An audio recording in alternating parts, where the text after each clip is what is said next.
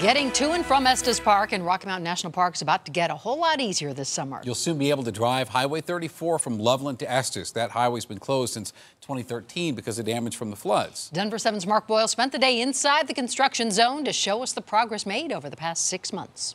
And in order to go deep in the construction zone here, we're given the proper safety equipment as crews wrap up permanent repairs from some of the damage from the 2013 flood in this canyon. CDOT construction crews are racing to meet a Memorial Day opening deadline on Highway 34 west of Loveland. As a 6-month closure wraps up, you don't have to drive far from the roadblock to see the progress. Both flood events, 76 and 13, the roadway was completely washed out. You can see the drill marks here in the mountain where they put the explosives in to blast out this whole section. That way, the next time this road gets washed out by a flood, they still have a passable lane.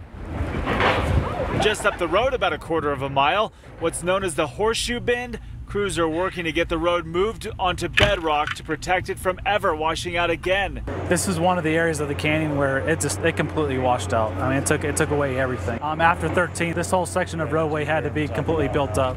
This is the new road right here. They're bringing it through this area instead of taking it to the river to the right with a flyover. They're going straight through that new cut. We are flipping the highway onto the other side of the river. So we'll put 2 new bridges in and actually just, we'll let the river go along the outside bend, do what it wants, and we're not going to fight Mother Nature here.